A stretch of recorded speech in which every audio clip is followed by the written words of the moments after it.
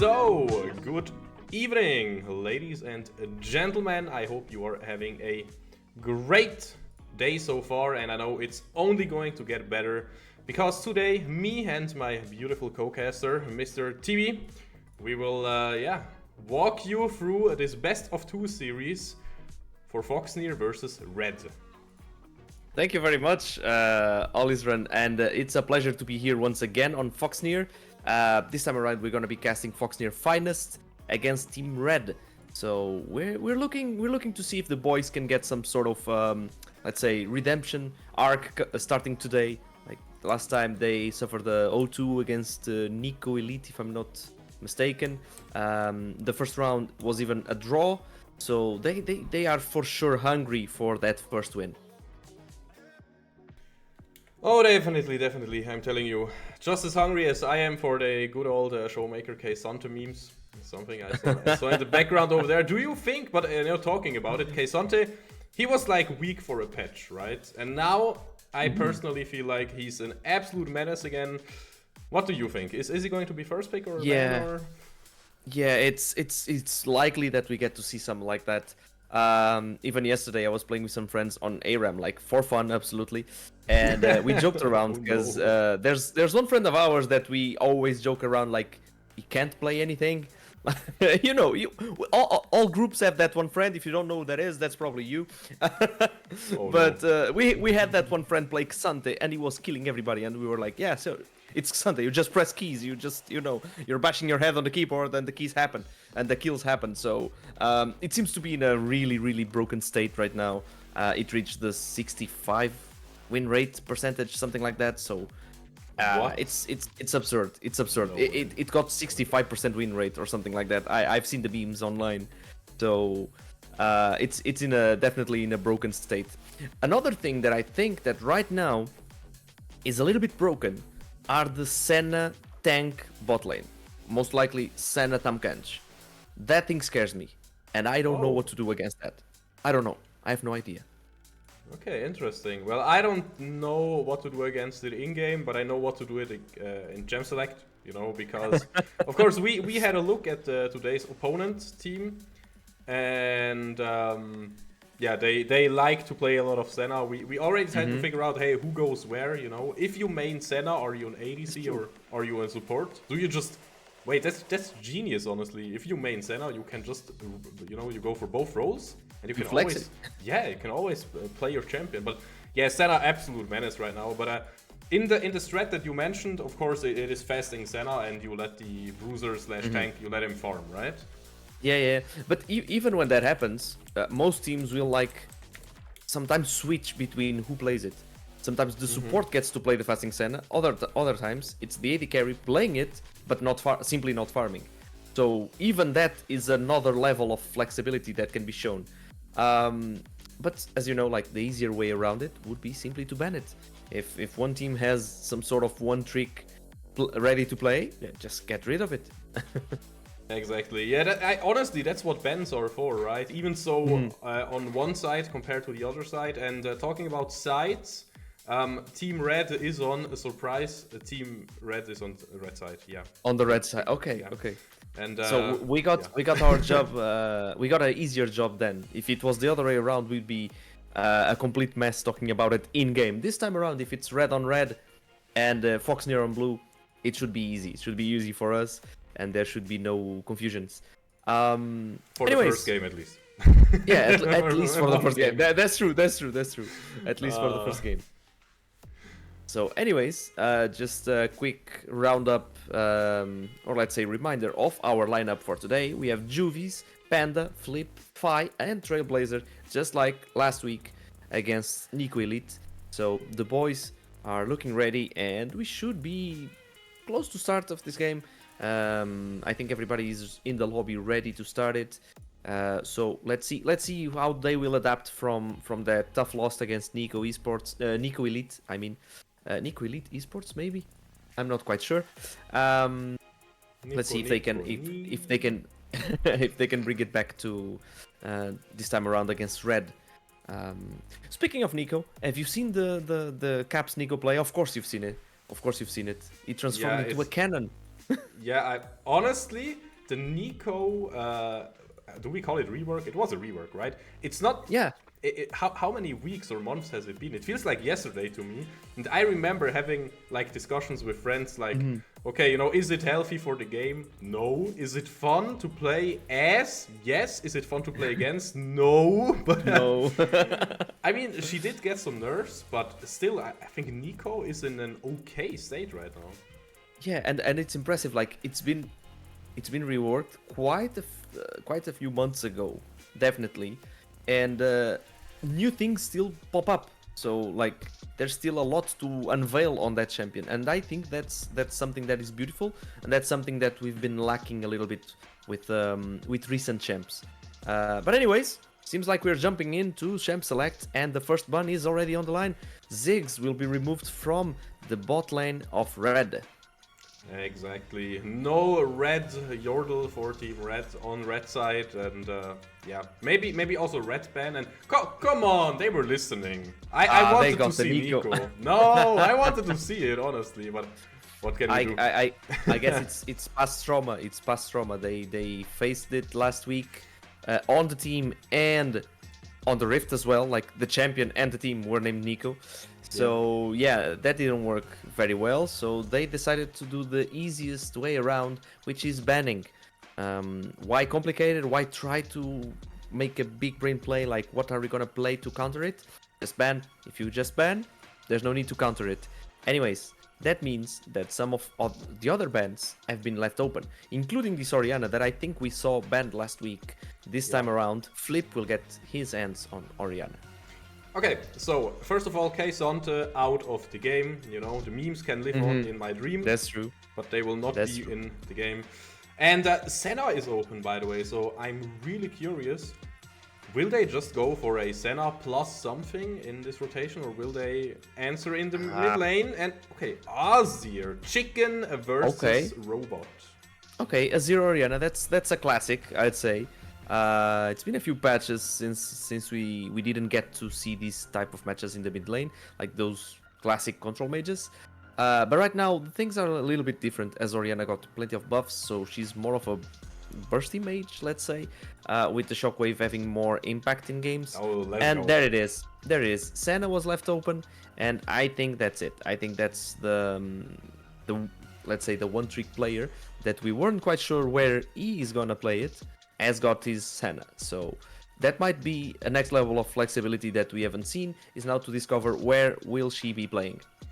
Funny little story until the next two picks are picked. I have once cast a tournament where one team sent their AD carry on Vayne top, and they sent their top laner on the bot lane as Sion, and then they picked Senna with it. So the support player played Senna, by the way. Just because you talk about the flexibility, you know, I've seen some wild things, so who knows? That's next level. It is next level indeed. And I think it could be done. I think it could be done. Anyways, will Foxnyr lock their bot lane right here, right now? Seems like they will not. They are offering the Sejuani, and it is Sejuani for Panda. So we have the jungler, mid, and bot already selected against bot support. I don't know. Like that's it. Senna is still an incognito, and the mid laner Azir. So we'll see how Red closes out the first rotation here. And will they answer with the jungle pick, or will they leave it open to the next round? It seems like it's the Vi. Very solid pick, and with very heavy priority on the early game. Oh, definitely. I mean, you kind of have a strong setup just with Senna ultimate, Dawning Shadow, and Vi ultimate.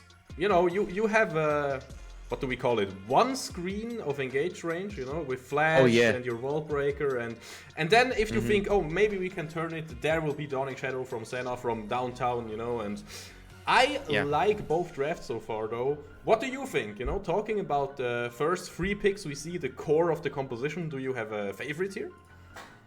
I mean, I think there's a lot of exploits that Foxnyr can explore here on this second rotation.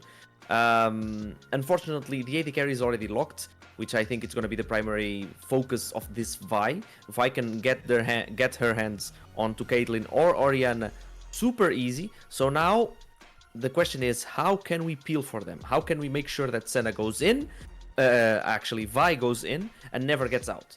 I think that's what Foxnyr needs to do right now, and needs to pick something that will allow them to do so. They themselves banned Tahm Kench because it makes sense. It would be first picked right now. This case, it's now going to be the Nautilus. So now I would like to see what they can bring here, especially on the support role. I'm very curious to see what they will bring and the type of kite tools that they will have. Right now they're offering Kale. Now they're offering Kale. What? If they pick Kale? No way. I actually like it. That's even weirder, but wait, that's even weird. What's going on? Okay, we got the Bard. We got the Bard. Okay, Bard is crucial here because if they do the engage, as you said, like one screen away, you can see the ultimate from Vi coming in, and you just have to ult. You just pop the Bard ult, and the engage is gone. Vi cannot do anything else, and she might got herself into a bad position that your team can capitalize on once she arrives. So I like this pick right here. I was thinking the Kyle would be also a good option because of the ultimate. But no, it seems like it's going to be Gangplank. So another global as well. This also helps. Honestly, I mean, I like the concept of Kale, but I think she's in a trash spot. Okay, I'm gonna be. Yeah, I don't know. I think Kale is super bad right now.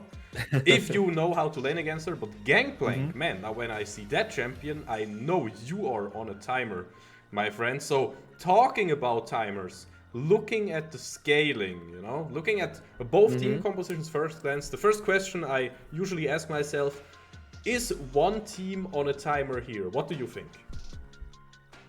I don't think there's...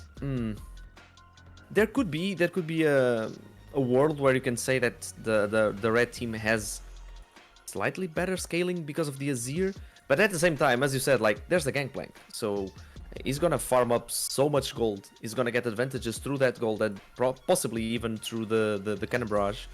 So yeah, I would say it's pretty even on that matter. Definitely, and also looking at the opportunities both teams can get. So who do you think will be the main champion to look out for both teams? Kind of like, who will be the main engage? Who will be the roaming character? All right, definitely onto the red side, we have Vi that's gonna be starting everything up all the time. There's the Azir with the ultimate that can turn around fights pretty easily. And at the same time, on the blue side, on Foxnyr side, we have Orianna Sejuani. So we can either have an excellent combo with the Sejuani starting it up, and then the Orianna following it up, or we can have a flank from Orianna, like waiting on a bush or something, and just out of nowhere, there's a shockwave getting multiple men off red knocked up. So that's gonna be an easy one. I think that on this matter, I feel like red side needs to play pick a lot more than Foxnyr does. Foxnyr has a very solid front-to-back teamfight comp, and slightly easier to execute, if I'd say. Meanwhile, the other side needs to play it more correctly. They need to get picks on that Vi early on, so that she has impact those, so that she can survive the engage. Otherwise, she's gonna go in and just die at the hands of Caitlyn. Okay, so of course you mentioned both normal and playbook ways. Personally, I'm also looking for a big Bard ult and then Gangplank running up, placing 7,000 barrels and then popping them. There are options. Once the Tempered Fate wears off. That is super duper hard to execute, of course, but man, that would be an amazing way for the Golden Bird, to die a golden death. Imagine, that would be fun. But I have to ask you, like, a thing that is on my mind right now, and I'm not too sure. Yeah. So this is Senna bot lane, this is Nautilus. First, who is going to be farming? And second, how much damage will Senna actually deal compared to the Caitlyn if they are on even gold? Oh well, that's a good question. Right? I don't think. Well, yeah, is Senna gonna farm? Like, I don't think so. I don't think that makes much sense currently. So she would always be behind gold, in a way, but at the same time it's Nautilus. Will Nautilus be farming everything up? Could be, and could make it even more tanky. more tanky front line, easier and faster because he's got more gold.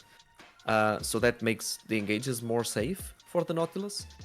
But at the same time, I really don't know. Like, at this point, Jace and Senna didn't even swap places. So the player that was supposed to be the top laner is gonna play Senna.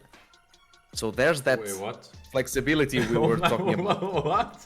Oh my God. It's yeah, that's crazy. It's what we saw from our scouting. The person that we thought it was the top laner had crazy mastery on Senna. So that's the player that's gonna play Senna. I mean, Jace is kind of like an ADC. Like when he isn't melee, he's got whatever. Imagine that it's. Imagine it's actually Senna top and Jace AD carry right now. Holy cow! I would no way. I would rather have the Shaco pick in this case. By the way, they hovered Shaco, and I'm not gonna. They did. Yeah, I'm not gonna kid you. Shaco as I mean, if Shaco is picked, he would probably be jungle, and then Sejuani would have been support, and then you have Orianna Shaco, and you have the invisible ball delivery system, right? Oh, so, yeah. I mean, it is something. I didn't think of that. But that's quite powerful. That's quite powerful. We won't see it in this game though. Maybe next game. I hope the Shaco hover was kind of a teaser. If Orianna gives the ball to Shaco, the ball gets invisible as well. Yes. 100%. So yeah, so kids, if there's a Shaco Orianna on the enemy team, always keep track. Keep your eyes on the ball. Oh yeah. By the way, talking about keeping track of everything, we are in game, and I hope you are as excited as we are for the first game of today's series, Red versus Foxnyr's Finest. And yeah, Foxny's Finest, they are all going into kind of one direction, you know? What direction will it be? They are all in the Baron pit. It's a bit early, guys. It's a bit early. It doesn't spawn until 20 minutes. No way! Oh, okay, only flash, nothing more. Okay. Okay, that's flash for using the portal, I guess. So it's a pretty take those. Big, it's quite the big commitment because now Bard is kind of being, let's say, useless until level 2. He only has auto attacks and a portal. It's good for safety, but he cannot bully as much as he would like in this early stage of the laning phase. But I think that's a very solid trade for the part of Foxnyr Finest. They get the flash from the top laner. So I would guess Sejuani would start on the red side, but it seems like Panda has different ideas. So he's going to leave the top lane to be as it is, and it's going to go towards that bot lane, trying to impact early on. So trying to make sure that Trailblazer gets to get out of lane easily, and already leaving Fi on some sort of advantage. Interesting. Also something I want to mention, Grub on Vi starting solo while Panda is indeed using a leash. So I hope a team like Red, I mean, we are in the 4th division of Prime League here.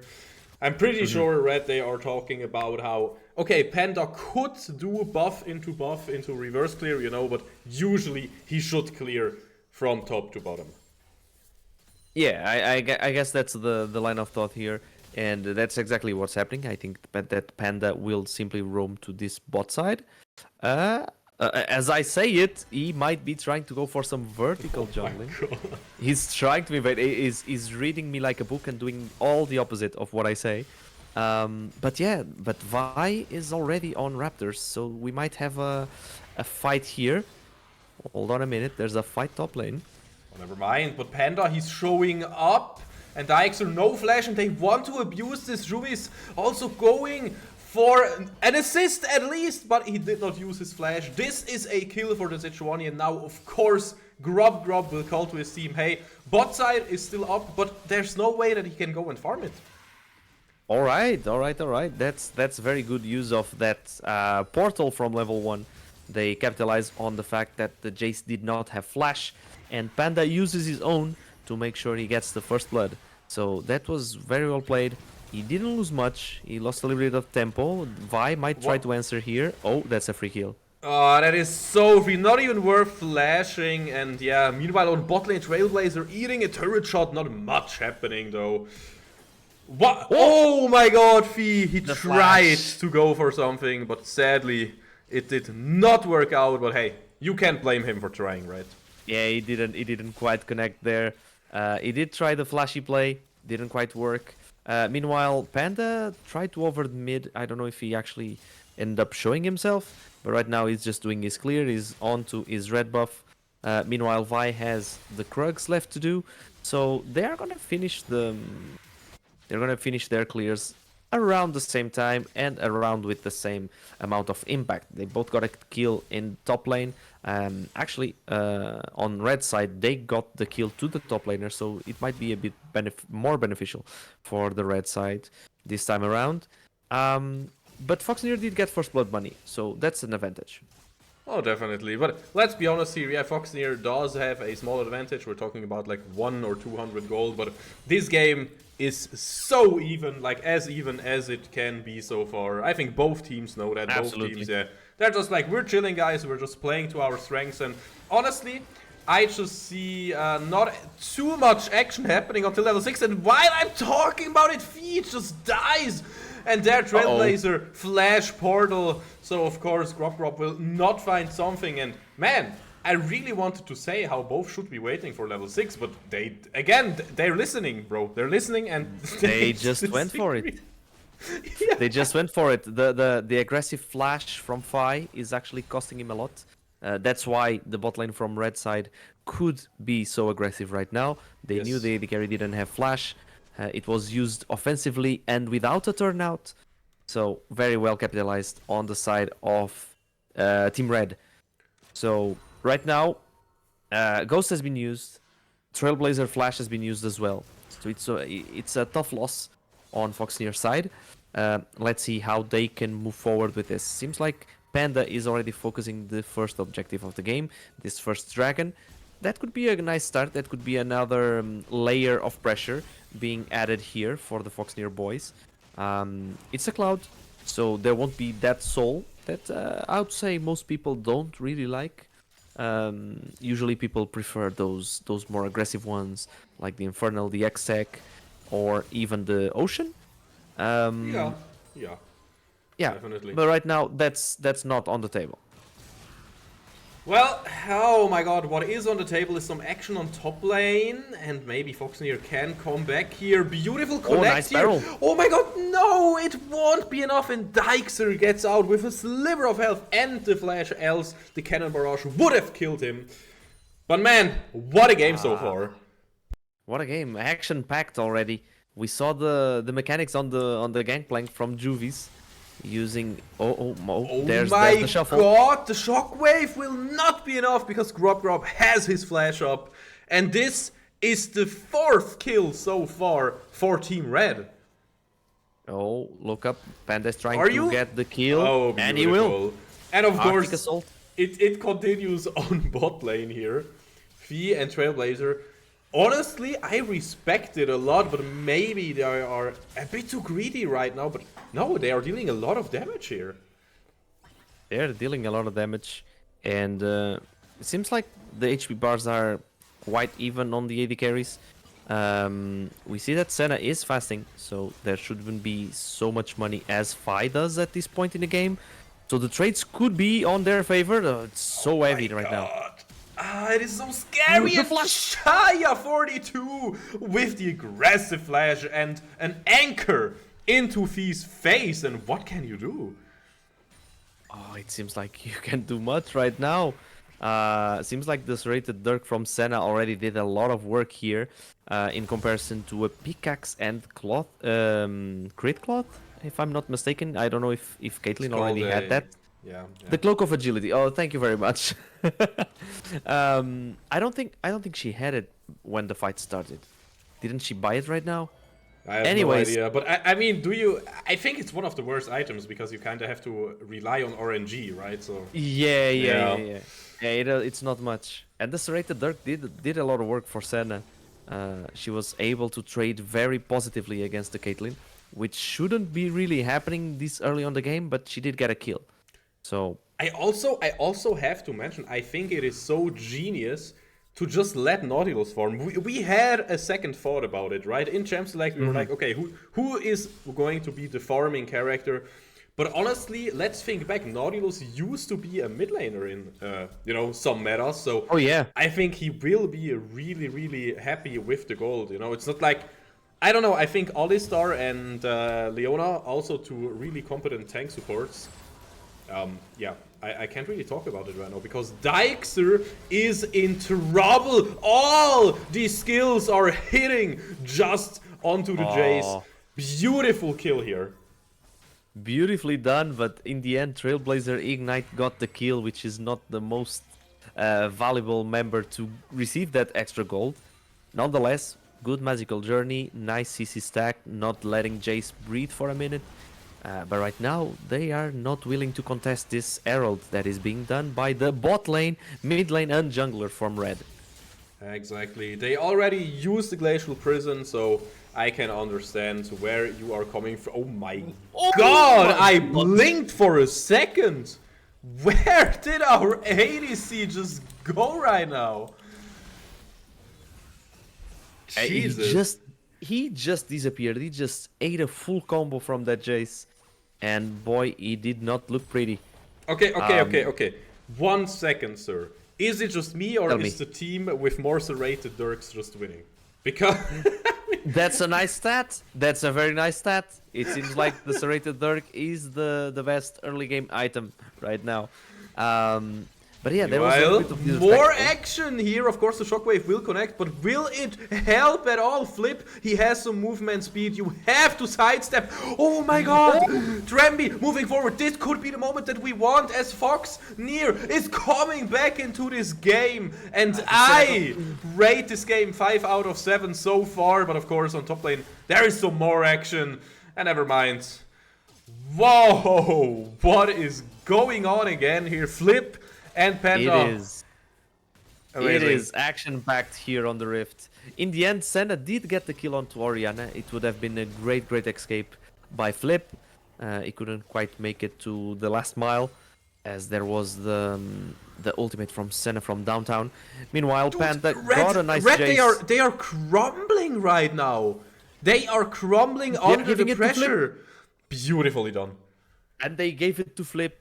Very necessary right now for Flip to be able to keep contesting this mid lane. He was getting slightly behind with 2 deaths of his own. Right now he got a kill. That's a nice little bit extra money on his pocket.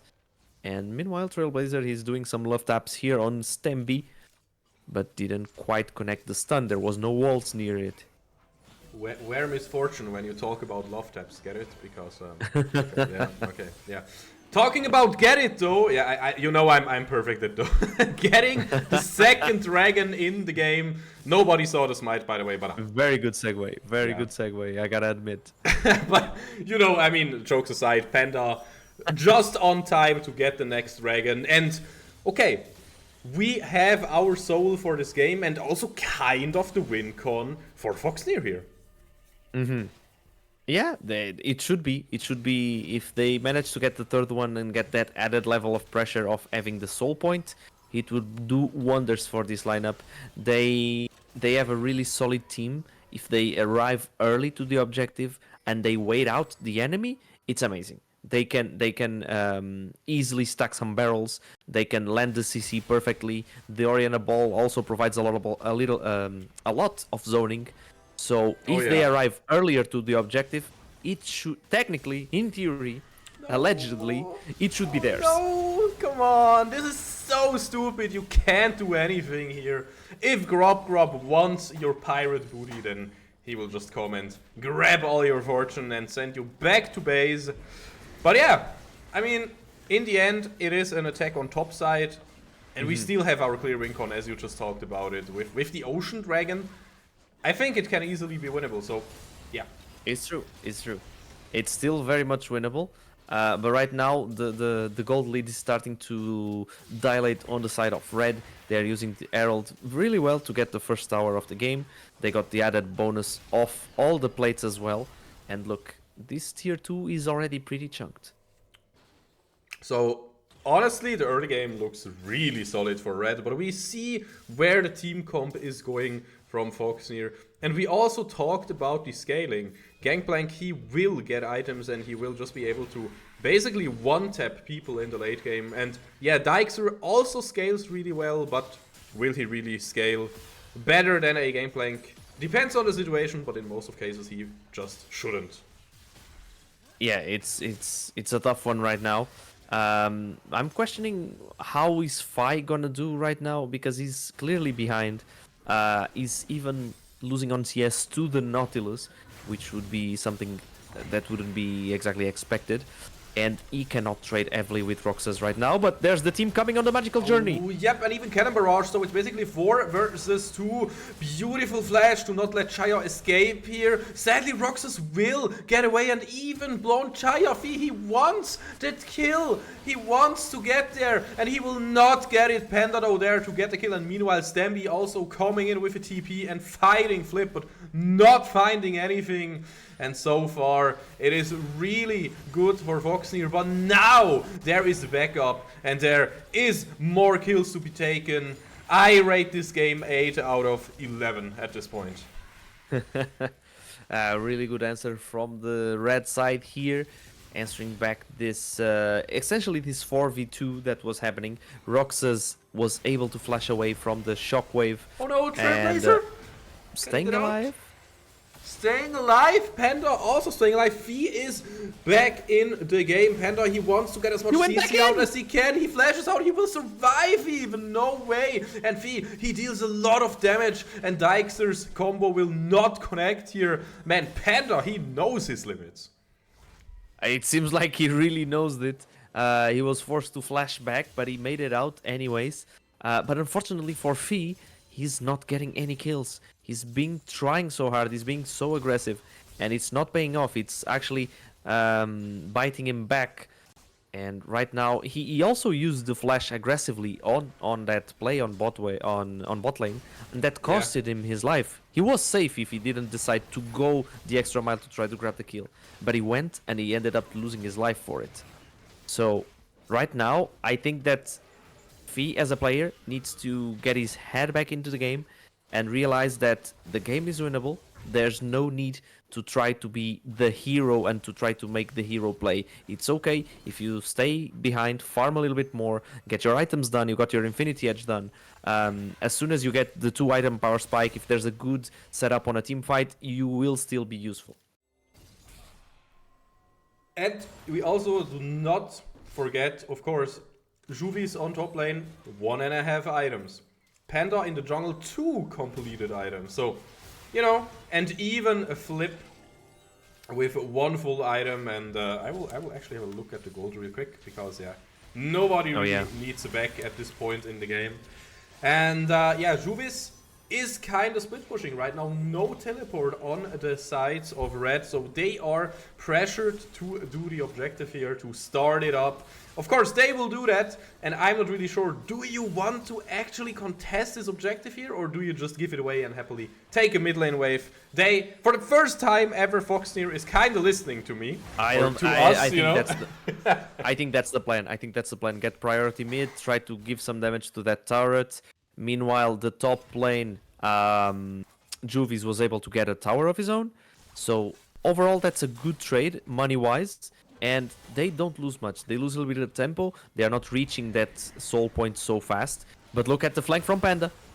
Yeah, Panda, again, he's on 2 full items, and he does scale with HP, and he will deal a good chunk of damage. And now, of course, the team also following it up. Red is out of position, and this is a double kill for Foxnyr. That was nicely done from Panda, trying to find the angles for his team to come back. Now trying to connect the stun onto Stamby. Stamby with a defensive flash. Grub going down here. Back to base with you, my friend. Grub with a good vibe performance, but sadly he will die. And Foxy will happily take some more damage onto the mid lane turret. Yeah, they oh my god, oh, that's a shock blast, dealing a lot of damage, and the first strike damage as well made sure that Trailblazer couldn't get out. I was gonna say it was a really good and beneficial trade for Foxnyr right now. Dijkster kinda evens it up, but still, Fi or Fi actually got his first kill, so he's online. He got back into the game. He doesn't have to have that mental barrier again of having that 0 next to a 4 as he's been having for the last minutes. Now you can get the Dark Seal, by the way, Panda. You can go for it now. I guess. Oh yeah. The Magi Sejuani incoming. I mean, the movement speed is kind of nice, if you have 10 stacks. And, but yeah, of course, it's not where your priority is in this team. Again, as I said in the team fight, your damage does actually scale with HP. That's a really interesting thing about Sejuani. Of course, she scales way better with AP, but HP also makes you a teeny tiny bit tankier. And I think we saw it, right? Definitely. There was a lot of damage from Panda onto Dijkster actually on that mid lane. So yeah, I think it's still very much playable. They showed they can fight. If they get to the objective in a more timely manner, if they get the rotation right, they will definitely get that third dragon under their belt. And with that added pressure, they can play the map really wisely and make them decide if they want to give up a full buff. I mean, I don't mean a full buff. I mean like a buff that is permanent. In trades, for example, for a first Baron, that the first Baron isn't gonna really, bring you more than a few inhibitors. It's not gonna be end of game at this point. Like there's no disadvantage that big right now that it would mean something worse for them. So if they manage to do that trade, it might be even beneficial. Oh man, this will be so interesting in only 1.5 minutes. Oh, Trailblazer, he got the dancing shoes. Holy, that was beautiful. And Panda wants to capitalize onto the situation. Teleport is coming in from red here. Flip with the ball delivery system there. Then Panda is frontlining like a god. And there is the Dawning Shadow. Who will die first? Grub dies. There's the Shockwave. And Chaya will die as well. And finally, Panda goes down. But the damage is done. Oh my god, Roxas tries to somehow get out. But I think he will not find a chance. Straight ace. And Foxnyr, they are back in this game. And sacrificing himself for the team makes sure that the team grabs an ace. And E is the only one on Foxnyr's side to die. This time around they are trying to do Baron. They don't have anyone particularly tanky here. But Juvis is doing the best he can with the oranges. And I think this is going to be Baron for Foxnyr. Don't tell me somebody dies. They waited it out. Oh, yeah. They gave the buff to Panda. There is the trap set up. The teleports are coming in though. Uh-oh. Oh no. Chaya, aggressive flash into Dredgeline, will find the Caitlyn here and flip. Yeah, he will. Oh no, he flashes into the wall and this is a huge shutdown. Don't get us wrong, it is still a good advantage for Foxnyr, but that was a bit of a sacrifice. Yeah, and actually there were 2 shutdowns, even Fi, Orphe, sorry. He had a shutdown of his own. He had a bounty of 150 gold, surprisingly. But anyways, that's still 3 members of Foxnyr with the Baron buff. They can definitely use it to knock down a few more structures. I don't know if Panda will try to steal it here because of all that shenanigans, all those kills on the top lane. They got out-rotated here and they didn't arrive on time for this objective. Yeah, definitely. With those 2 kills, the next dragon was sealed. But hey, it is still 2 for 2, so... And a tier 2. That's the tier 2 on top right now for Juvis. So, gold-wise, they are making a comeback, definitely. They are ahead by almost 2k, and it's a very good sign here. Of course, the win con for that early Dragon Soul is out of the way. It's 2-on-2 right now, so anything could happen on that department. But there's still a few minutes more to use of this Baron power play, and they can knock down a few more structures. Maybe it is possible. Panda flashes away from the Emperor's Re-engage! Ascension, re-engage coming in there. Vi ultimate also getting used aggressively. Dawning Shadow. It will not be enough quite right now. Beautiful shockwave to be found here. Using all the abilities to its full limit. And Fee will find so much damage. And the ace in the hole to scare off Dykser. If you move towards us, you saw what happened to your team. The same will happen to you. But Dykser, he doesn't respect it. You know, I can toggle vision real quick. Dykser can get a shockwave here, a shock blast here that could kill any of the three when he arrives. Right now, Juvies has already a lot of health back and showing off his JDG logo. I see that he has made his pick'ems for the world. But yeah, definitely a very, very positive fight for Foxnyr. They got 2 structures out of it. They got 4 kills, and in trade they only gave away 1 or 2, if I'm not mistaken. So that's definitely super positive. They dilate the gold lead even further, and now they can play around the 3rd dragon finally, try to make that soul point. And even though 3 minutes away, we also have Baron available, so there might be a situation where if they see a lot of movement on one side, they can get the other. Hopefully it's the Baron buff, which would be more beneficial right now. Bro, TB, imagine playing Gangplank and not having 4 items plus boots finished before 25 minutes. Imagine that would be shame, right?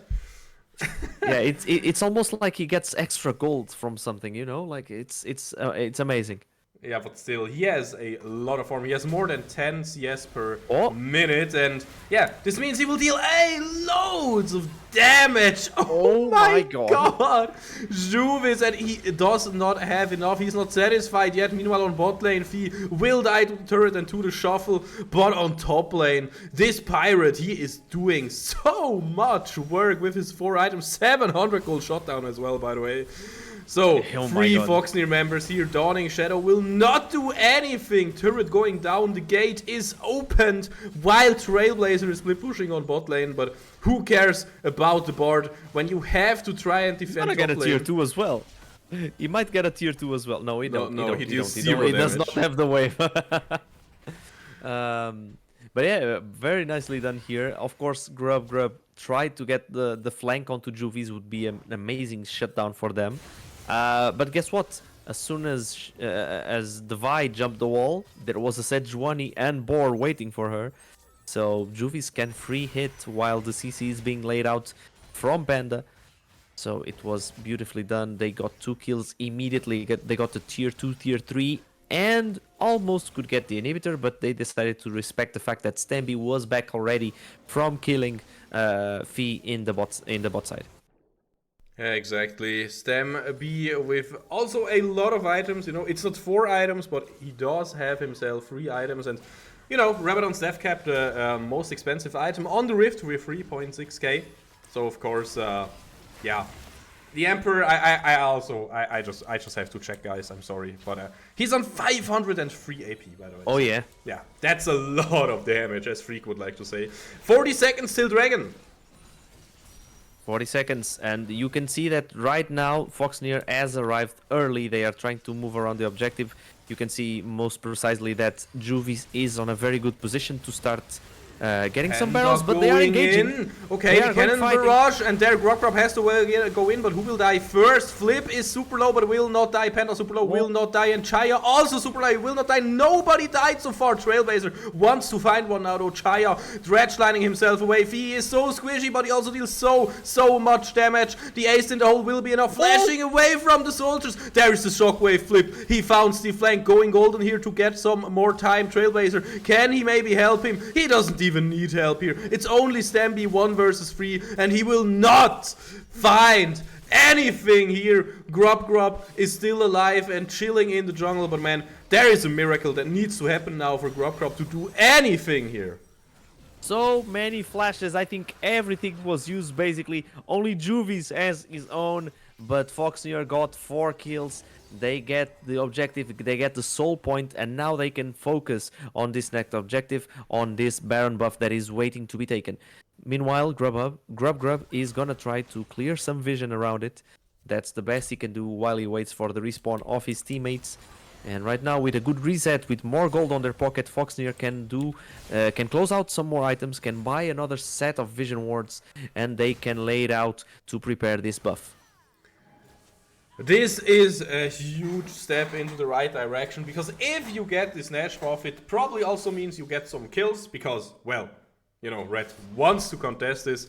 And if we get into this situation, even if you have to retreat from Brace, you can just take the last dragon while retreating. So, you know, I think this game, it was a bit wonky in the early game, you know, it looked a bit flippy, but now it is super good for Foxnyr. Yeah, it was. I think things didn't go according to plan, especially on that bot side, but look at the in-game. Oh my god, Nautilus is dying. Look at the damage and look at the combo. That was what I wanted to see, by the way. Exactly.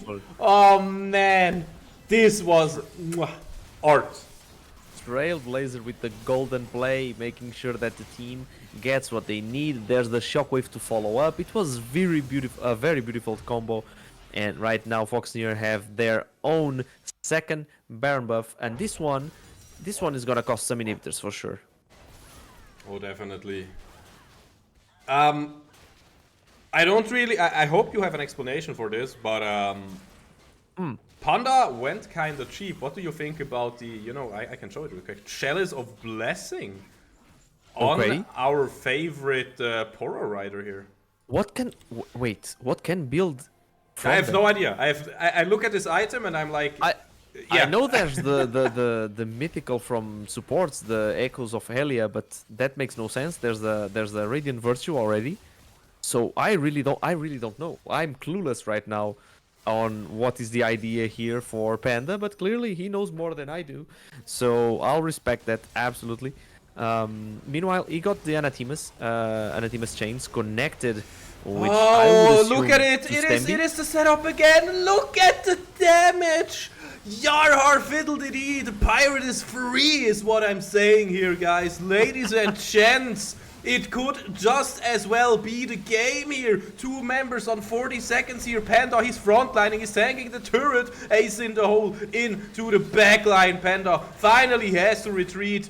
Dawning Shadow will do absolutely nothing here. There is one more turret to crack. It will soon be over. Stamby trying his best to defend, of course, but he will just die there. One more kill for the set of Roxas. But this was the game. Double kill for Fee. And I love this performance from Foxnyr. Beautifully done from Foxnyr. And yeah, absolutely, it was a banger of a game to be casting. Yeah. It was really action packed.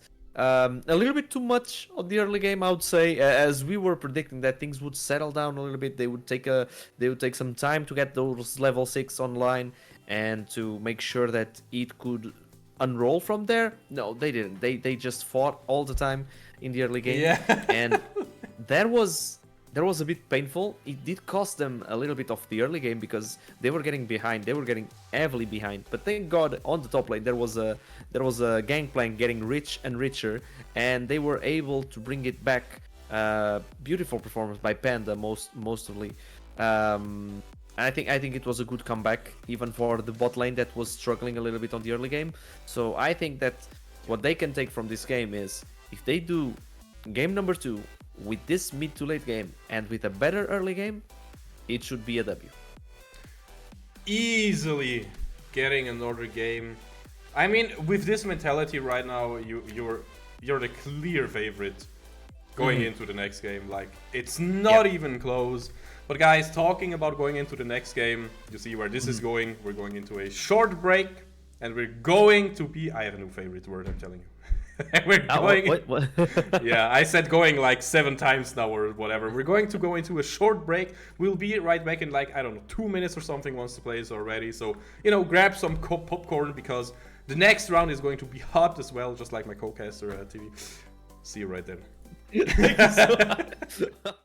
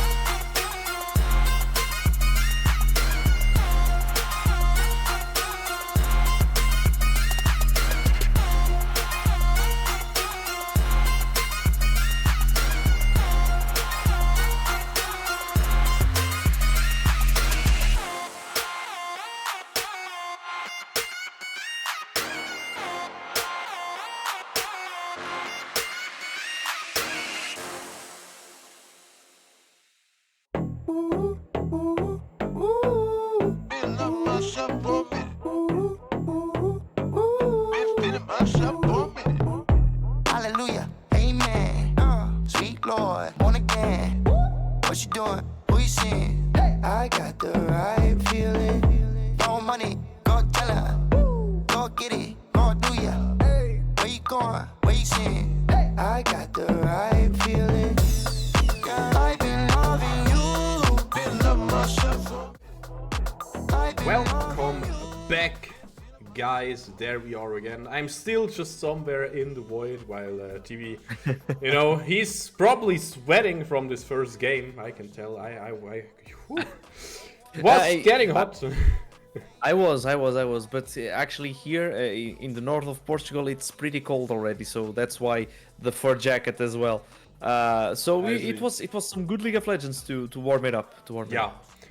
Definitely. And did you already see the Twitter meme, by the way? That's the most important question, guys. If you haven't seen I the did Twitter not. meme yet, I don't think I did.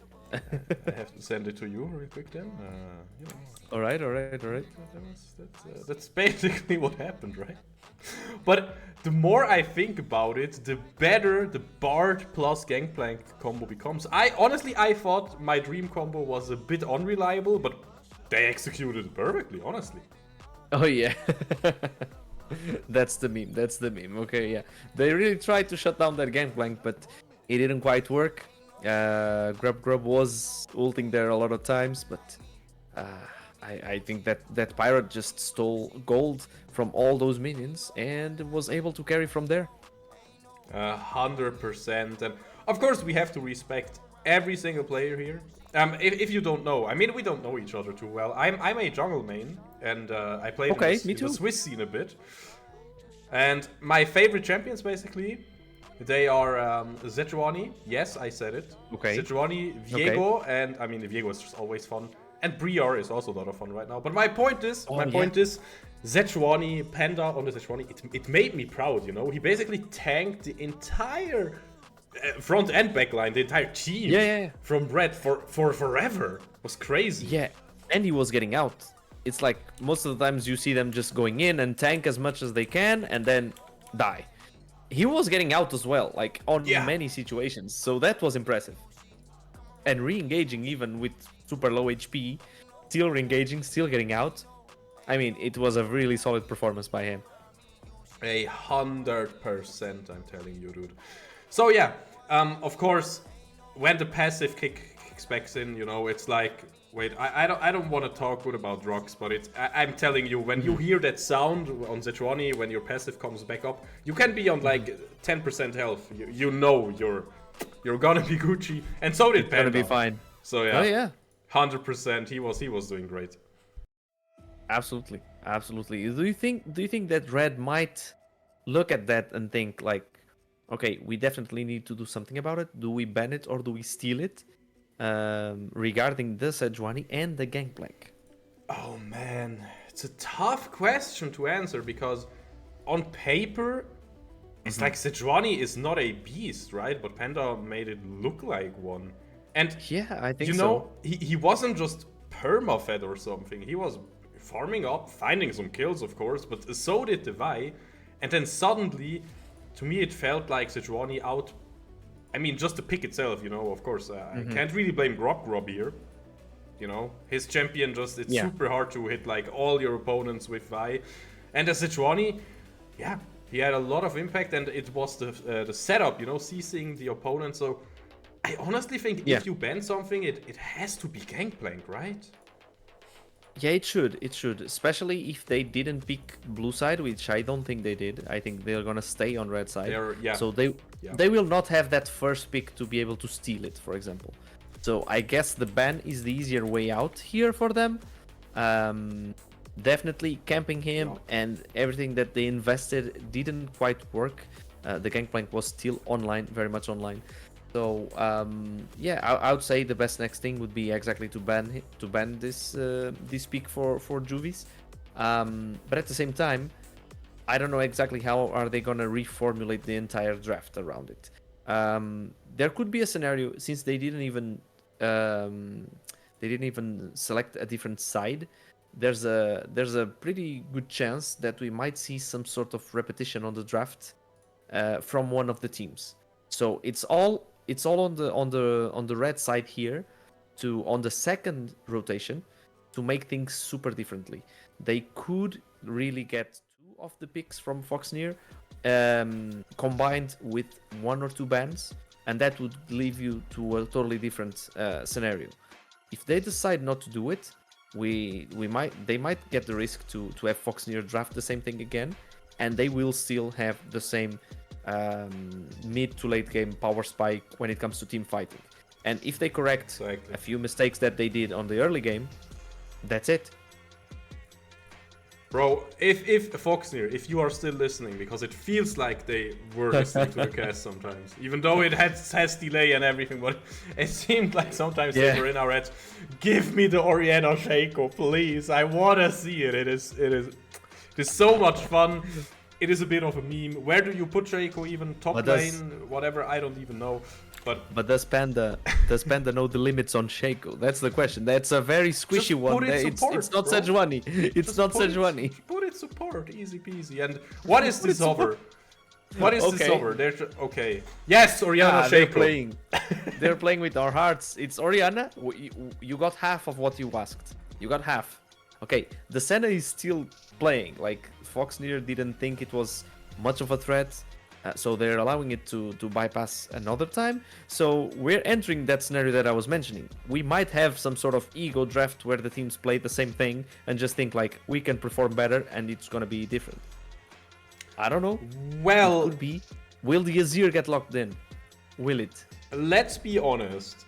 If you just won the game, you can just go with the same draft again, right? If you're on the same side. Exactly. Well, okay, that's almost Azir, let's be honest here. Yeah. And there's not much difference. I mean, I would say Syndra as a earlier power spike, definitely, than Azir. So the impact can come from there. Those Scatter the Weeks can engage from a more safer position. It doesn't have to be the engage from Azir as we've seen with the shifting sands into the enemy team. So it's a more safer option, let's say, and with an earlier power spike. Meanwhile, we do have a different AD carry. A different AD carry indeed, and what kind of different AD carry? This is a Philios, and you know, I could have seen Jinx maybe, also a champion with a lot of range, but it's banned, so you have to go for something else, and there we are with the Philios and the Sejuani. And of course, I'm going to post the exact same question. Wait, it's Syndra bot. Again, it could be Syndra bot with Senna together. It's Syndra bot. I wasn't thinking of that. And right now when I saw Victor, I was like, oh yeah, it makes total sense. It's Syndra bot. She's gonna farm. Okay. It's not gonna be like Nautilus that all the farm just converted into a little bit more tankiness. Or are they trying to play exactly that mind game? Did they hover Victor?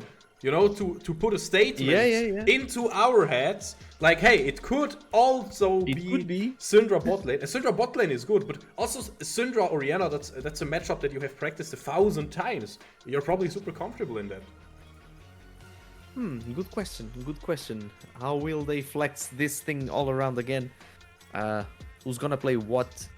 We're trying to figure it out right now. There's 2 last bans to be taken. The Jace actually got banned, so from the side of Foxnyr, so that's surprising to me, and Gangplank is still untouched.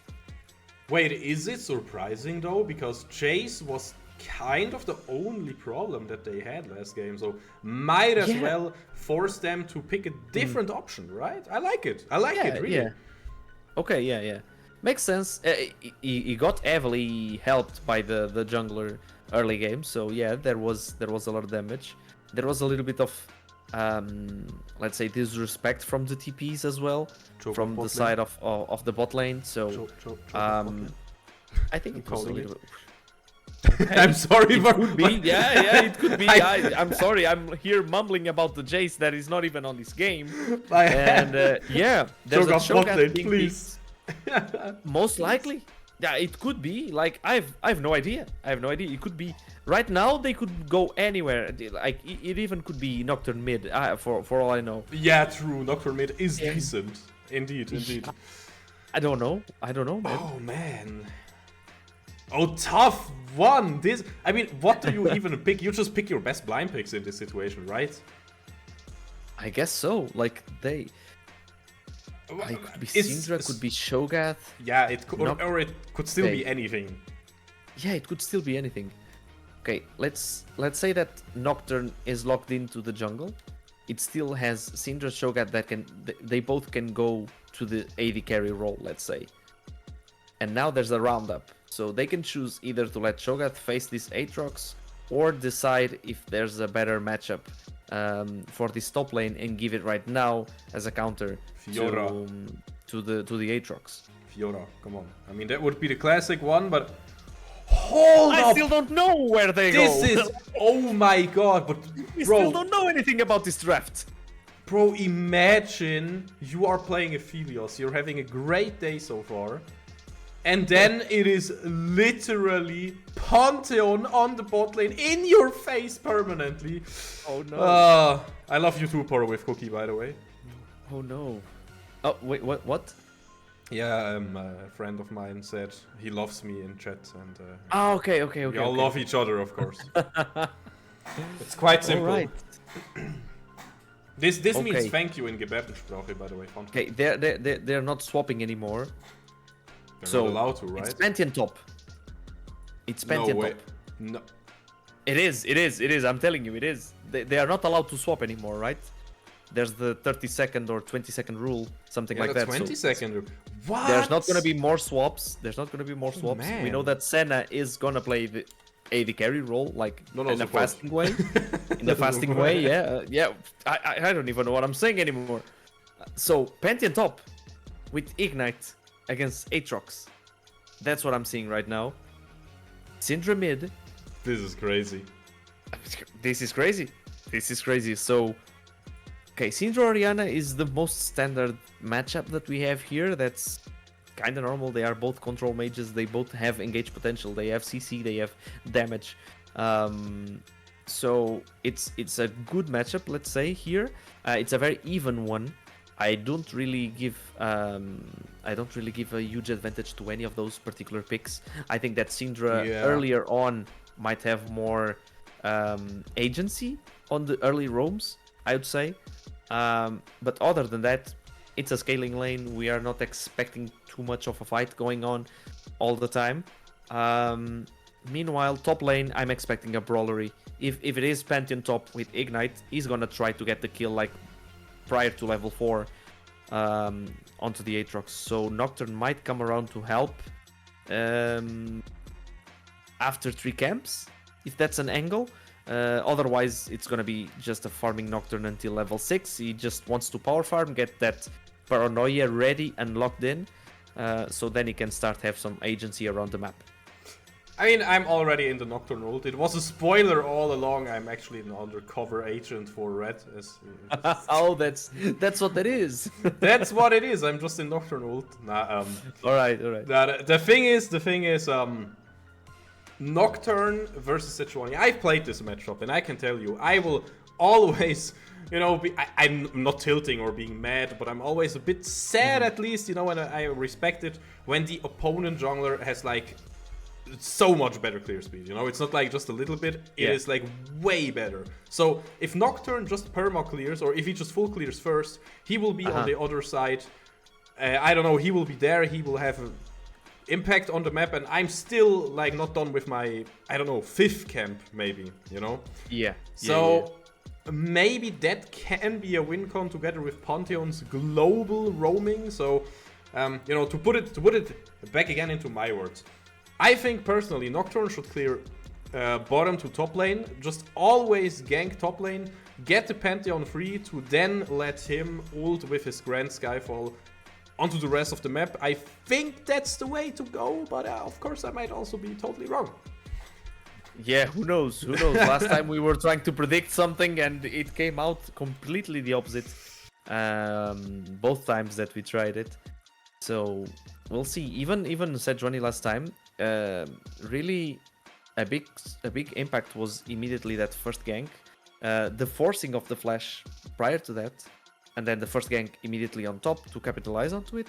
It was already like a very solid start for Foxnyr on the top side, but Panda got the kill. So right now, are we gonna see some sort of level 1 strategy as well from this team? There's no portals, but there is a Rel. Rel can use the crash down to move over to the other side of the wall, and then still has that remount CC to be able to capitalize onto someone that they find on the other side of the wall. That can be the same wall as last time. It can be the Baron pit. Exactly. A lot of options here, you know. Yeah, I just wanted to get us into the game, but there's a pause. The pause is resuming, so... There we go. Yeah, you know what we are about to do. We are going to get in-game as soon as this thing is loading, and there we are, guys. Okay. It is back again on the same side, red, on red side. Thanks for making our life easy. And 3, 2, 1, go! yeah, every second now. I missed. Now it should be right about 3.5, and okay, I'm totally... there we go. But yeah, it's a spectator delay. If there is a break, then it means we will have another break, because I don't even know, Riot, small indie company. And there we are, guys. We are in the game. Team Red on red side versus Foxnyr. They are 1-0, as you can see in the corner. They, of course, want to go 2-0, but Red, they are also dedicated to bring at least one win into this game. Absolutely, and this time around, it's the red team that decides to do a 5-man stack. They were expecting that little play that I was mentioning with the Rel crossing over the wall. It could be an angle, and they were ready for it. Meanwhile, Foxnyr decided to just wait around the entrances of their own jungler and to see if there's any sort of invade going on. It seems like there isn't, and the match is about to start. There we can see all the players from Foxnyr. They are ready to start their match. They're gonna go to their designated lane assignments. Seems like Panda this time around is gonna start on the bottom side. Oh wait, but there's Trailblazer with an aggressive ward that's immediately spotted. So there's 5 extra gold onto the enemy jungler. So GG, already GG. advantage for red side. Game over. Why didn't you tell your ADC to ping, though? Oh my god, you know? Okay. We have to mention this, though. Panda is skipping golems, or he's going golems into bot lane gank. This man is a mystery to me. Okay, yeah, it could be an angle. Could be the opposite of what he did last game. Meanwhile, I was expecting a lot of action on the top lane. I think they're gonna trade very heavily. At least I think that's what Pantheon needs to do here, and abuse that power spike. Let's see. Level 2 came at the same time for both players. The third Darkin Blade hit, and this means, even though we are talking about a Pantheon, right? He's an early game beast. Yet Juvis, he's going even so far in HP. Yeah, they reached level 2 at the same time. That was crucial for the trade to go well on Juvis' side. Otherwise, it could have been problematic. But Panda is already there. Like, he did 2 camps, and then Gromp, and then he's there. Yeah, this is what you are doing, and this is how you get the flash from Dijkster. And the beautiful thing is, he can just go for 2 camps and then maybe gank again. But hey, Grob sees right through the strategy. Meanwhile, on bot lane, aggressive flash forward into Roxa's face. Flash again from Fee. And this is the first spot, but the action doesn't stop here right now, because on top lane, Panda is forced to flash away and dash away, because Grob was seeing right through the play that I mentioned. Exactly, really nicely done by the bot lane of Foxnyr. They get to capitalize on their first blood this time around. Things are going according to plan, but Panda is suffering. We see Grub trying to steal the camps. Right now, Panda got the wolf camp basically all for himself, and Flip has a chance here to turn it around. Oh, Juvis is also here. This is an early 3v3, and both players realize here, nah, not really what I'm looking for, but you know who is looking for a kill? It is bot lane, and this is the revenge kill here. Blonde Chaya, I said it all along, it is choke off bot lane. I mean I basically said every single pick that it was possible, but when it was picked, I thought it can be choke off bot lane. It works. I was thinking it was Syndra at some point. But as you said, it might be the mind game that they were playing on the players as well. 100%. Yeah, but right now, Shogath having already a kill this early game, this early on, could be problematic. Let's see how he builds as well. If he goes on a more AP route, since he's on this bot laner position, or if he goes with the standard full tank and still dealing tons of damage because he's a hungry beast and sometimes he snacks. Well, to answer your question, here is a lost chapter. And of course, this could also just mean instead of going straight AP, you can also go for more CC, you know? Exactly. It's Everfrost. Yeah. Oh, nice flash. I love how Juvi's waited for the Nocturne. What are they called? What are they called actually? I want to know now. What are they called? I have no idea. Unspeakable horror, of course. Unspeakable horror. Okay. Because sometimes, like, knowing the name of ultimates is already like there's a lot of them. I know every single one. Test me. Oh my god! For some reason I believe that because I've heard you talk about the Senna ult many times and I still don't know it. Dawn Shadow. Dawning Shadows. Okay. Honestly, I don't know like the newest one, like Nofiri or stuff like that, you know, or the. Okay. But I think the older ones, I actually practice those. So. Nicely done. Nice job doing the caster homework. I didn't do myself. Exactly. Hey, you still know a lot of them, so that's what counts. You know, like one ability that. For me, it has an ultimate name, but it's just a standard ability. Is Milio Q. It's called... it's called Super Mega Fire Kick. Tell me that's not the name of an ultimate. And I it's always, just a Q. I always thought it's Ronaldinho Saucer or something like that. Ronaldinho. Yeah, I honestly, I mean, the teams are giving us some time, you know, to just talk about some willy-nilly stuff because they are, for once, finally just chilling out for a second, you know. In, you know Sleepy Trouble Bubble from Zoe, right? Mm-hmm. And in German, it basically just, the entire ability name basically means you have to go pee at midnight. You have to go pee at midnight? Oh my god. Or like while sleeping. Okay. German is a beautiful language, I'm telling you. That's a funny one. I will not forget that fun fact for sure. Yeah. Okay, but this time around, going back to the game. Last time you asked me like which team was playing on a timer. This time around, I think it's pretty clear that the timer benefits Foxnyr. Oh, 100%. I mean, Pantheon and Nocturne, they are falling off hard, right? Yeah. They should at least. Unless they really snowball it to oblivion. The late game should really benefit the side of Foxnyr with their more standard front-to-back combo. There's an Oriana and there's an Aphelios. The 200 years meme is alive. Well, Paranoia activated. Grub trying to get a CC here. Will hit it, and this is just, not 200 years. Looks like a pretty normal champion to me.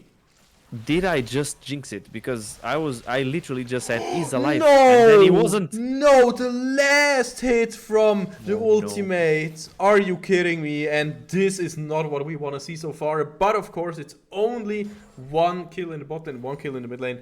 It is acceptable. It is acceptable. It was a good kill from Stamby here on the mid lane. Now Panda is trying to answer something in the bot lane, but there is Fi is only arriving right now. So Panda will not find any angles here. Meanwhile, I was saying that on top lane, Juvi is actually trading very well against the Pantheon. And it seems like it's going to be a pretty... Right now, if the things continue as even as they are, it's a massive win for Juvis. Oh, definitely. Oh man, I love the Phage by the way, from Juvis, you know, with the extra health regeneration on the item. So whenever they have a trade, he will get a little bit of extra HP, and it's not a lot, but it's just what you need together with your Doran's shield. I love small details like this, you know, you can see those are really powerful players. And meanwhile on top lane there will be some action, there will be a shockwave, Dropper flashing away, and yet not getting out of this situation. Stamby, of course, tries to do something as well because Panda is not here. He is looking for a play on this bot lane wave, and the play might as well just begin. He goes forward, he will get the hit, he will get the ult combo here together with his team. One goes down and the next one goes down as well. Huge shutdown, and because it is so fun, top lane will also fight with all their might, but nobody will die over there. But both summoner spells used by Dijkster. And who did Shaya hit? Who did Shogat bite into? Because I saw a very low Panda flashing away. But he wasn't eaten. And it's on cooldown. Who did he eat? Did he bite into Trailblazer by mistake? Right now he's trying to get the kill. Trailblazer might be baiting. There he is. There's the stun. And nothing else to follow up. Yeah, nothing happening. It's 10 minutes, and of course it is time to unleash your teleports, ladies and gentlemen. And if I've seen something from last game, it was that Red really loves teleports all over the place. And it's kind of the same situation this game. Yeah, Dijkster has the Ignite now, but still we have a teleport on Stamby and on Chaya. Do you actually think that's a good decision? To like bring it on your bot laner? I mean, it at least it makes it up for the fact that Pantheon doesn't have one. So this Shogat is basically gonna keep playing as a top laner on the side lane as the game moves forward. They tried to connect some CC onto Trailblazer, but he was able to crash down to safety. Right now he can't. He got knocked up. He got CC'd by the Everfrost. There's the teleport. Oh my god, Flip is joining the fight, and it is a beautiful ward. He goes forward. Oh my lord. What a play by Flip. Oh my god, and 5 with the side steps, they were so crucial to stay alive in this scenario and to wait out the TP from Flip. And they get 2 kills for it. Very well done by the Foxnyr boys. Oh man, oh man. This looks even better than the last game, because the last game Foxnyr, yeah, they struggled a little bit in the early game. And now look at our Foxnyr squad. They are doing great so far. This is really, really positive. As we said, like they have the late game scaling. They have that chance of dragging on the game a little bit longer. But no, they are playing well with the early game. And right now they leave one Drake for the enemy team. They decide not to contest it, but that's totally fine. It's only a Chemcheck Drake, and we're gonna have X-Tech. So right now portals are available that allows for quicker and faster rotations. Exactly. Jace got banned, and that's why he wanted to, you know, at least be on the map. So his Hexgate inventions from Arcane, they are right here. And that's canon. It is canon, 100%. And that's canon on the lore. Exactly. And look at Panda instantly using it though. He was in the base and now he's on top lane already, and he might as well look for the dive. Beautiful! Ooh. No time to react here, Dijkster. No chance. No. Another one bites the dust right here. No chance. The portals already making the debut. Like Panda just got 2 fast portals to travel half of a map. Super fast. And right now, look at Trailblazer trying to get aggressive. Yeah, defensive flash from Chaya here, but now Nocturne is coming in with the paranoia, and still he gets a kill. Fee doing God's work here, and Roxas is so low, but he knows nobody should be around right here, so he will still take the wave. He still got one. That's the power of the Chakrams. Look at how fast they were dealing damage to that Shogat. Right now this Senna is gonna be happy because she's gonna get a lot of plates from this play, but there's Panda trying to react here, trying to stop them. The arrow is gonna only hit once, and they are not able to get that 4th plate. I love the discipline here from our team. Foxnyr, they could have just, you know, went straight into there, but Panda, he's respecting that he doesn't have ultimate, he's respecting that he does not have a full item yet, and he just keeps on clearing, and plays it defensive. I actually like this decision. Yeah, and basically there was no damage. It was only him and Trailblazer. He didn't have ultimate, like there's no damage possible, so they just have to clear that Herald to make sure that they don't get the 4th plate, and that's it. Meanwhile, Juvis is having the time of his life against this Pantheon. It's just criminal. How is he winning this lane? Is there something I don't know about this lane? Oh my god, meanwhile on bot lane there's a lot of action here. Roxas low, Blondjaya low, but our favorite Sejuani player also going into the belly of the Cho'Gath, and there will probably not be any more kills down here because everybody else got into safety, but Panda will be the sacrificial boar here. The sacrificial boar. Exactly. Thankfully, the unleashed power by Stamby was not enough to take Fi life here on the bot lane. He was able to survive. He did use his flash, so that's a pretty important cooldown being... Okay, World Ender being used on top lane. Shockwave will not never mind. Yeah, Flip, I just wanted to say, where's the Shockwave that we all know and love? And Flip also teleporting to the bot lane, but the action is kind of almost over. Juvis finding so many kills, and the portals are doing work as well. Of course, Grub running away from our Aatrox. But man, right now, Foxnyr, they are just bringing play after play. Play after play, and Juvis was trying to get his hands onto Grub, trying to get some revenge from the camping he's been getting last game. This game around, actually Pantheon didn't get much help. Maybe that's why it's been such an easier lane for Juvis. This time it was a 1v1 and not a 1v2. But definitely this team is going places. Like, they are super ahead. They have already over 2k of gold advantage. They got the play on bot side, and they can start stacking up for those 5v5s on the next objectives. We have Baron spawning in 4 minutes, and we have a Drake that is spawning right about now. 40 more seconds. Imagine what you can get done in 40 seconds. It's basically clearing one wave and getting vision. Not a lot of time for this dragon to show up and to properly prepare. With portals, the comeback is much faster, so they could also just be recalling right now and still managing to get there on time. Meanwhile, if they had to walk it up all the way, I would say the best would be around 1 minute for you to do your reset and make sure that you arrive on time. Otherwise, it might be a little bit too late. But with the portals, you can extend that to 20 to 30 seconds, and it's still enough time for you to get there. Exactly. But yeah, talking about getting there, look at a beautiful preparation. They shoved out mid lane, and now Foxnyr is on the dragon. And before Red can even respawn, they are already done. Now with the engage, beautifully played here, trying to flash away. Flip might be the sacrificial robot this time, and will be so. Only Panda and Trailblazer alive, no damage right here. This means they will get one more kill, but of course Panda cannot withstand so much melee damage just in the range. Juvis had no TP, but I still think this play is a-okay for Foxnyr.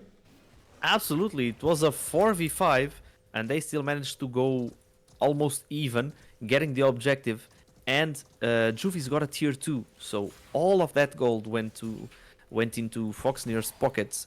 Meanwhile, all that Red got were 2 kills, so actually 3 kills. So that was a really good answer from Foxnyr. The engage angle was really good from Trailblazer, but yeah, we can see that it still was a 4v5. So they couldn't really get much done, especially because Fi got killed super early. Yeah, definitely.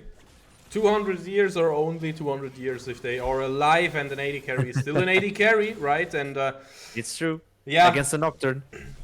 Not only Nocturne, but look at all the burst and assassination potential. Absolutely. Basically, Roxas is kind of the only champion with consistent damage on Red's lineup. Maybe you can count Syndra in as well, once she reaches enough stacks to have no cooldown on her spells. But so far, yeah, looking, again, pretty good. Pretty good indeed. Pretty good indeed. Right now they are sieging this mid turret. They were not able to do much damage to it quite yet. Juvis is trying to go for a 1v2. Yeah, no, And I don't. No. he's forcing them to run away Yeah. in a 1v2. Oh my god. Yeah. Trox evolved into Aatrox, you know? Kinda. He needs like level 11 and 2 items, and that's where he's at. Meanwhile, mid lane, beautiful engage, and Aphelios cannot survive whatsoever. But do we still have enough damage to get more on red side? I don't think so. Grop out of mana already. And maybe, just maybe, Foxnyr still have the pressure because all the ults are on cooldown. Or, well, at least 2 ults. 3 ults. Okay, 3. There we are. Yeah. They threw everything at him. And right now, there's not much. And Juvis is here. Oh my god. They are not going. They cannot siege this. Like, it's a bad place to fight. But so there's ballsy. They were finding Shaya, but they will also give up 2 champions of their own, their entire top side. It's a terrible place to fight. They cannot siege that. They don't have the range for it. The AD carry is dead. They will never get that tier 2 unless, for some reason, the red side would really misplay that, which didn't happen. So they were able to eliminate the Aphelios, and then the overextension from the side of Foxnyr cost them a lot, 2 extra kills. So very, very positive for the red team right now. And yeah, it's what I said. It was a very awkward spot, and forcing the siege at this point in the game without Baron buff was just not it. 100%, yeah. Basically, if you control the map as far up as Foxnyr is right now, you can always just wait for objectives, but I get the mindset, right? They had no strong ultimates and no global ultimates, that's the important thing, right? No Nocturne Paranoia, no Dykes or Skyfall, Yep. So it is worth a try, but hey, in the end, no objective was lost. So yeah. Yeah, but you see how okay, hello there's there. assault. What is Roxas doing in Panda Swamp, I'm asking you, and of course he has to run away. Panda still tanking a lot, flashing out, and meanwhile turret will probably go down, but maybe even before that, Stampy also just going back into the gray screen, and yeah, Grop also has to flash away. This is a really, really strong performance, and it might also just be a minute 22 Baron Nashor. It might just be, and this time around they did basically the same thing. They kept forcing around that tier 2, but this time around they had 5 members to it. They had 5 on the back lines doing a lot of damage, and that's what essentially killed the Cho'Gath. That makes total difference on this scenario, and it might be converted into a Baron buff. Well. Baron buff, 5k gold lead, and mid lane turret is still standing, and they even used teleport to defend it, because I just wanted to say, this might be mid lane turret into Dragon, but now it is only not even Dragon likely. Beautiful TP by Flip here. They are trying to force it, but immediate teleport by Flip makes sure that the red team cannot just walk into the objective. The ultimate cooldowns are coming back up. We see that the Glacial Prison and the Shockwave are just about to get available, and that means that it's a free Drake for Foxnyr. Amazing. Simply amazing. I thought for sure they have to take Nashor, reset, and then be too late to either defend mid lane or contest Dragon, but no. Foxnyr, they are so clever with the rotations and their spell usage. It is just, yeah, a true display of skill here. And honestly, we also talked about the scaling. What do you think are the chances for Red to come back into this game? It's really tough.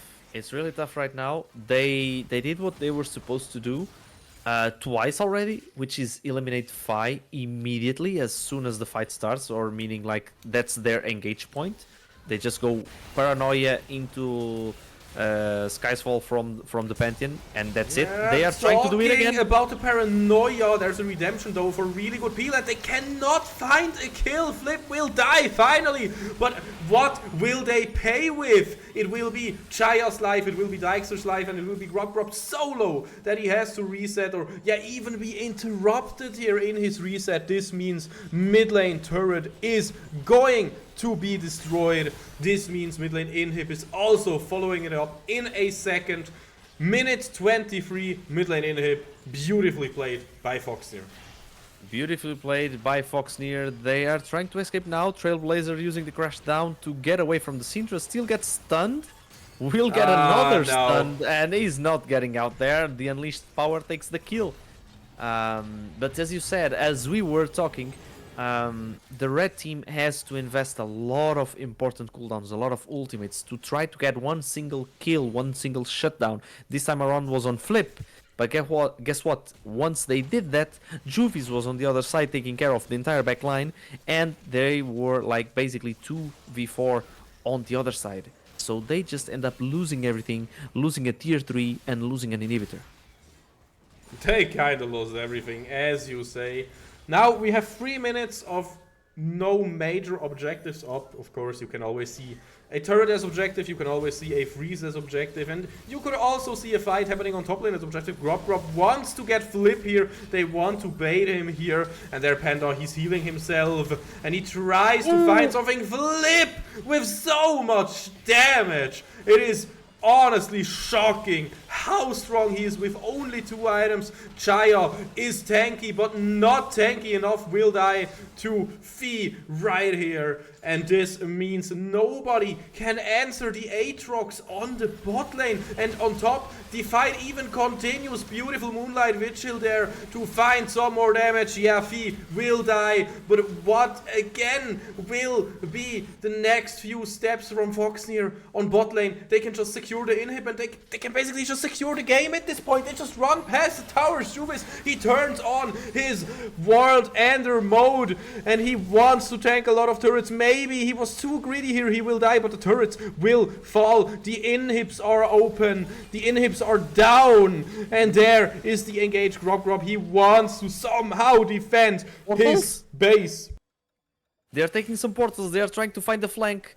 Roxas is searching for another CC to connect, but he got the shockwave to the face. Oh my lord, this is so much damage, and what can you do when you are CC'd? Grub did not hit his spell shield just in time. Panda abused his own ultimate here. Grub was not ready, and honestly now it should just be a matter of time, because we have 1 minute on both major objectives. Absolutely, and the base is completely open. There's even 2 TPs, so if for some reason Juvies and Flip just decide to go for Nexus, they can easily get it, and at a fast pace right now. So let's see. The Juvies has respawned. Let's see how they decide to move forward with this. They might just play it safe and go for the soul before they try to close out the game, or they could just simply march up down the mid lane and get things done that way.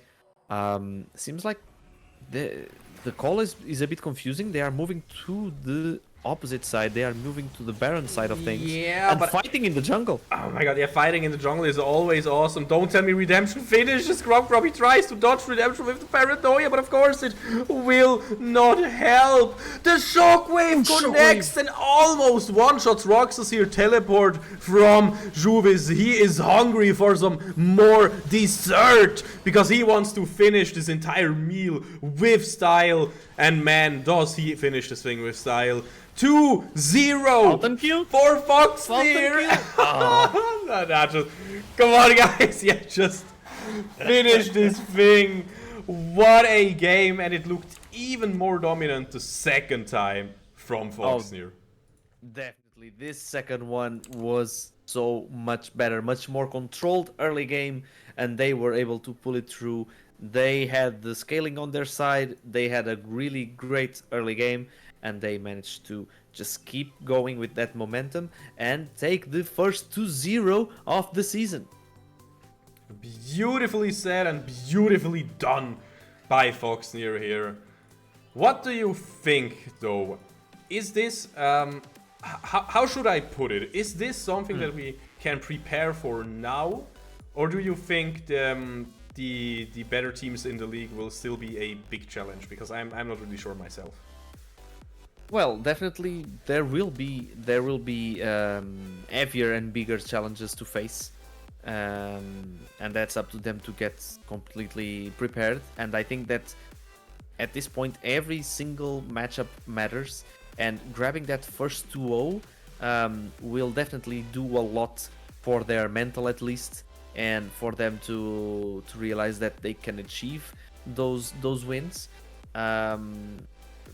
Pretty solid start, let's be honest. We started with a draw, then they had a defeat. Now they got their first win, their first 2-0, and this thing is just getting started. So I think beautiful things can come from here. They need to show this discipline that they especially showed around this second game, where they played it controlled from beginning to end, and I think from there they can really achieve greatness.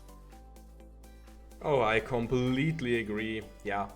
So far, it looks really, really solid. And guys, by the way, we are going to have an interview. I just know, if the person is ready to just be pulled away. Of course, they are talking with coaching staff and stuff. You know how it is, right? Talking to coaching staff, getting flamed and then suddenly getting pulled away into an interview. It is what it is. All right. We'll see what kind of insight we get. Yeah, I'm super hyped. From a player, right? I think we can already say that the interview is going to be with one player from this lineup. Yeah, exactly. I'm kind of waiting for him to just join, and once he is in, then of course there he is, Mr. Panda, aka Magnus. I introduced you to everybody. How are you feeling after this 2-0 victory? I guess we're feeling great. I mean, we were at a point where in-game where we were already like pretty certain we're gonna finish now, and then when we actually killed the Nexus, it was like, where's the hype? And then it's already gone. But it's what we needed. It's what we definitely needed to just improve mental-wise. Yeah.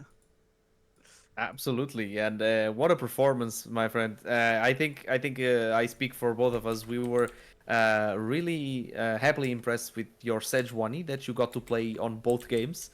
What would you say that's one of your comfort picks, or is it just because meta-wise it made sense, or comp-wise it made sense for you? So I guess it's actually because of meta. But by now it's already somewhat of a comfort pick for me, because we were trying out like my picks which I play in solo queue, which are more like farming jungle style, actually Nocturne and stuff, also Javan. But and then I just said one day, okay, I wanna try looking towards champions like Sejuani, where I just can be more supportive for my team. Like with Nocturne, we always had the problem that I just wanted to have resources, and now I don't. And then we played it and it went so well in scrims. And after having like really enjoyable scrims with Sejuani, it's become a really comfortable pick for me. So the most important question: why didn't you get the best item Magi's, by the way? That's a good question. Maybe in the first game could have looked into Dark Seal. Just I have already 2 kills. Gonna get more top lane. Give me more. Sure, yeah. Could have looked into it. 10% more movement speed, baby. And a bit more damage. What can you do? I'm kind of a poro rider myself. So can just. But now, of course. Yeah. Sorry. What do you have to say? No. You can clearly see that he was saying that he likes more like things, for example, as Nocturne, and it was noticeable the way that you were taking kills left and right on the first game, especially. And I was gonna ask if your teammates, if your laners, were complaining about it or not. No, I don't think they were complaining. They were. I mean, there were some. It was noticeable that there were some sad moments, that some champions that would have wanted more gold would have definitely liked to get the last hit on the kill. but for sure the first 3 there was nothing, and then maybe he got a bit sad, but there was always positive vibe because we knew that if we can donate the kill, then we will. But in these situations, it was just better to not risk it, right? Absolutely. Completely understandable. Okay. Yeah. So, yeah. Go ahead. I will go ahead. So, of course, we talked a bit about the games. Now, looking at the group itself, is there a team where you think those will be the strongest opponents so far? Do you even know anyone from your Division 4 group? I do know multiple teams, I guess. It was kind of funny because we played the Winter Cup, and we got 2 teams which we were in the close qualifier with in our group. Oh, okay. So we already had seen them play when we scouted them in close qualifier. And also it's I don't know if they know, but I'm 4th split now against Ace Gaming or against Lotus. I've seen them a lot in my groups actually. So I'm definitely looking forward to play against Ace Gaming with Lotus this time. That will definitely be funny. Okay, yeah. But other than that, I'm not the one who scouted really deep this split so far, at least. So, of course, I have to bring the follow-up question. Are you hyped for, what is it, next, this weekend? The game against Ace will be, right? Yeah, we're playing against Ace Gaming this Sunday. I'm definitely looking forward to that. Perfect. So, what else do you have to say, to, I don't know, just anyone? You can greet your grandma or something, take some time in the spotlight, what do you want to say? And what do you want to tell us? Oh, I haven't prepared for that, but I guess I can definitely greet... I have a backup question if you want, I can... Yeah, you can ask it right after. Yeah, I'm just greeting because she actually commented this time watching the stream. I'm really proud. Perfect. Yeah, the backup question would be, give me your best Sejuani impression and your best quote, I don't know what's worse, honestly. Oh. No way. Yeah, I'm actually... What does Sejuani say? I'm not psychopath like some other teammates of mine who have the voices of the champions real high while everything else is low. Playing on Japanese, but the one who's doing that knows what I'm talking about. Okay. Okay. So there's a teammate that plays in Japanese. Yeah, and he has voices quite high in the sound. Because of female deaf sounds, right? I mean... Oh no. No, actually he plays a lot of male champions who just sound cool, I guess. Okay. Well, I just know Dirty Dirt and Beste Beste Squadra and Pentakill in Turkey. Don't ask me why. Okay. It's a Turkey server. I had no idea. Yeah, today learning. So yeah, Panda, your last words maybe. And of course, TB, if you have some more questions, also feel free. But I'm through with my questions because that's all I wanted to know. I wanted to see the fire against Ace, and that's it. No, that's it for me as well. It was a pleasure to be here casting once again here for Foxnyr. It was a pleasure to see you perform, Panda. I think you did wonders. You did really well. If there was an MVP vote today, you had my vote for sure. So congratulations. Absolutely. Thank you very much. So yeah, Panda, is that also everything you want to say? It's your grand spotlight. We have 15 people watching. Can say whatever you want. You can also just say goodbye to everyone. But I'll give you the last words. Okay, thank you. Yeah, I'm just I guess thank you to the team as well. They played well today, and let's keep going. Let's stay on 3 losers only. You heard this, man. And if it will happen, all right, we will see it. You also heard this, man. Sunday will be next game, so don't miss it. See you then. Bye-bye. Bye-bye.